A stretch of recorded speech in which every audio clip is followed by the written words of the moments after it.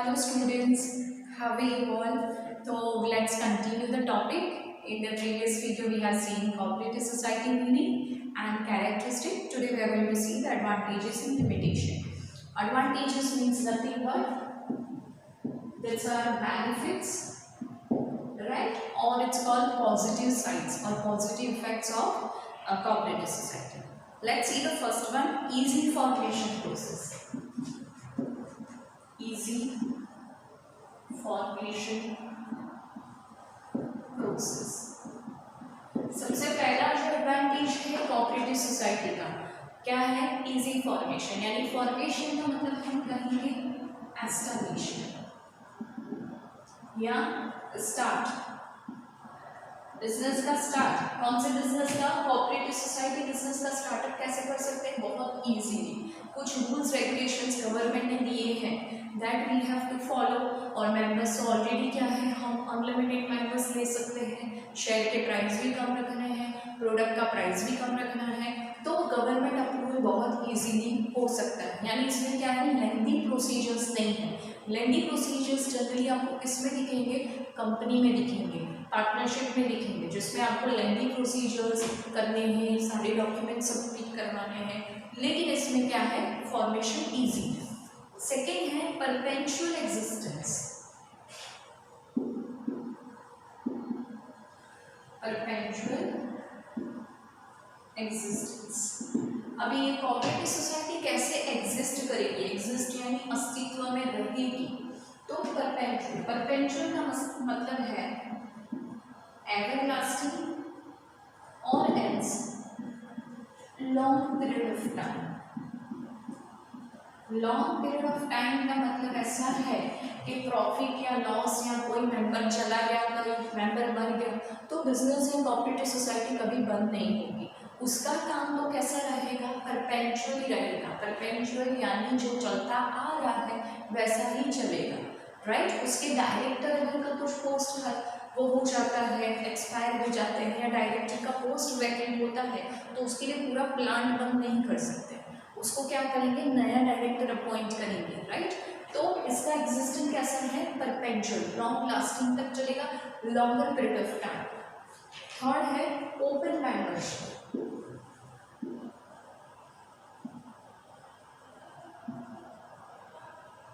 Membership कैसी है? Open है। ओपन इन द सेंस आपको कभी भी आपके कास्ट के हिसाब से, जेंडर के हिसाब से कभी भी जज नहीं करेंगे, राइट।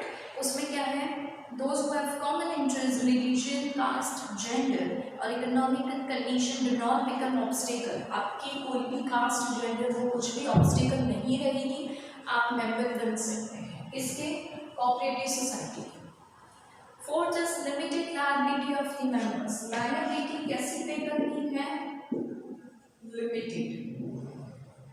जबकि हमने देखा था बिफोर दिवाली जो चैप्टर चला था उसमें था पार्टनरशिप। पार्टनरशिप में उन्होंने क्या डिसाइड किया था कि इतना % तो लॉस या लायबिलिटी आपको पे करना पड़ेगा। लेकिन यहाँ पे कैसी लायबिलिटी पे करनी है? अगर ये बिजनेस लॉस में जाता है तो limited liability. Government assistance. Assistance का मतलब होता है financial help. Government assistance, assistance यानी हेल्प, राइट। गवर्नमेंट भी आपको इसमें हेल्प करती है। अब कौन सी गवर्नमेंट आपको हेल्प कर रही है? तो financial assistance is provided by government to the society for the member oriented and service oriented activities. This assistance in the form of loan, grant and subsidy. Financially आपको कौन सपोर्ट करता है? क्योंकि आपने ये किस हिसाब से, किस एम से ये सोसाइटी स्टार्ट की है? टू प्रोवाइड सर्विस, लोगों के अच्छे काम के लिए। तो आपको हेल्प कौन करेगा? गवर्नमेंट। किस फॉर्म में? तो आपको लोन दे सकती है, आपको सब्सिडी दे सकती है, आपकी ग्रांट दे सकती है, इन द सेंस आपको पैसे दे सकती हैं कोई पर्टिकुलर प्रोजेक्ट के लिए, काम के लिए। और सब्सिडी में कुछ % आपको क्या करने हैं? पैसे देंगे, लेकिन कुछ ही % आपको गवर्नमेंट को रिटर्न करने हैं। तो ये सब हेल्प आपको कौन देगा? Government, right. उसके बाद है डेमोक्रेटिक मैनेजमेंट। ये तो हमने कैरेक्टरिस्टिक में ही देख लिया था कि मैनेजमेंट कैसा है? डेमोक्रेटिक। डेमोक्रेटिक मैनेजमेंट में क्या है? Each member of the society is entitled to give a single vote. हमने वही बताया कैरेक्टरिस्टिक में, पर पर्सन और वोटिंग पर मेंबर, एक पर्सन एक ही बार वोट कर सकता है, राइट। उसको कहेंगे डेमोक्रेटिक मैनेजमेंट। और each member of the society is entitled to give a single vote and then every member has a right to contest the election. Then उसके बाद है 7 less administrative expense.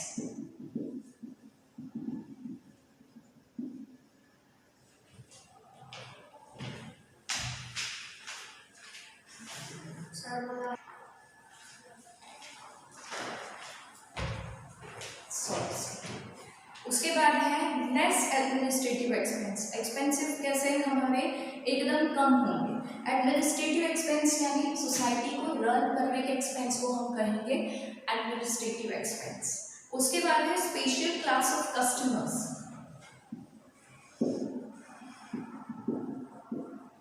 Special class of customers. Mostly the member are customer, member are specific and goods are sold only to them। यानी क्या है, हमें एक chain बनानी है, जैसे only specific customers are sold the goods। सभी कस्टमर्स को हमने गुड्स एंड सर्विसेज सेल नहीं करनी है। 9th is a strong competitors against training institution। किसके अगेंस्ट हम कंपटीशन देंगे? Competition against which institution? Training institution। यानी जो दूसरी ट्रेडिंग इंस्टीट्यूशन, फैक्ट्रीज या कंपनी है जो प्रोडक्ट बनाती है लेकिन प्राइसेस क्या रखती है, बहुत हाई रखती है, तो उनको टफ कंपटीशन मिलेगा। कैसे टफ कंपटीशन मिल सकता है उनको? क्योंकि हम जो प्रोडक्ट दे रहे हैं वो क्या दे रहे हैं, हाई क्वालिटी का, उसकी प्राइसेस भी कैसी रख रहे हैं, एकदम कम रख रहे हैं। तो दूसरे कंपनी और इंडस्ट्री के प्रोडक्ट के प्राइस कैसे है, हाई है, तो लोग कौन से प्रोडक्ट परचेज करेंगे, हमारे कोऑपरेटिव सोसाइटी के, तो उनको हम क्या दे रहे हैं, टफ कंपटीशन दे रहे हैं। उसके बाद 10 है welfare activities for the society. Welfare activity का मतलब क्या कहेंगे हम, सारी एक्टिविटी, सारी जो भी अच्छी एक्टिविटीज है उसमें भी कोऑपरेटिव सोसाइटी सबसे लीड में और आगे रहेगी। किसके लिए? तो भाई कोऑपरेटिव सोसाइटी की खुद की जो एक्टिविटीज है उसके लिए, प्लस जो दूसरी सोसाइटी या नेशन के लिए जो भी काम करना है उसके लिए। फिर है training school of democracy. Training school of democracy characteristic में देख लिया कि अच्छे से हम क्या करेंगे, उनको ट्रेन करते हैं कि डेमोक्रेसी में कैसे रहना चाहिए, काम करना चाहिए। उसके बाद है economic upliftment and growth of member. किसका ग्रोथ एंड अपलिफ्टमेंट हो रहा है? तो इकोनॉमिकली यानी पैसे के हिसाब से, सोशली ऑल्सो जो मेंबर है ये इंस्टीट्यूशन के मेंबर हैं उनका डेवलपमेंट हो रहा है, राइट। लिमिटेशंस हम बात करें।